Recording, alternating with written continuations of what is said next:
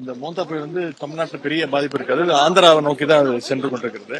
இருந்தாலும் இந்த வடசென்னை பகுதி, திருவள்ளூர் பகுதிகளில் ஒரு 5லிருந்து ஒரு 7-8 சென்டிமீட்டர் வரைக்கும் மழை எதிர்பார்க்கலாம்னு வானிலை மையம் நமக்கு தெரிவிச்சிருக்கிறாங்க. அதற்கான முன்னேற்பாட்டு பணிகள் தான் முதலமைச்சருடைய உத்தரவுக்கு இணங்க நானும் நம்முடைய அமைச்சர்களும், மேயர், துணை மேயர், அப்புறம் சட்டமன்ற உறுப்பினர்கள், மக்கள் பிரதிநிதிகள், மாநகராட்சி ஆணையர்லாம் இந்த பணிகளை எல்லாம் ஆய்வு செய்ய இருக்கிறோம். வடசென்னையை பொறுத்த வரைக்கும் இது வரைக்கும் 18 கால்வாய்கள், 13 குளங்களை சென்னை மாநகராட்சி மூலமாக தூர்வாரப்பட்டிருக்கிறது.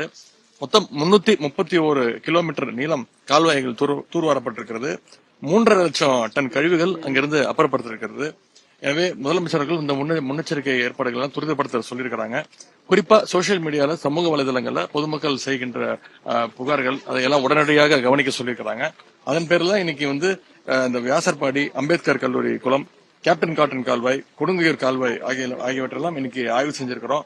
அடுத்த 10 நாட்களுக்கு மிகப்பெரிய மழை இருக்காது அப்படிங்கிறது வானிலை மையம் தெரிவிச்சிருக்கிறாங்க.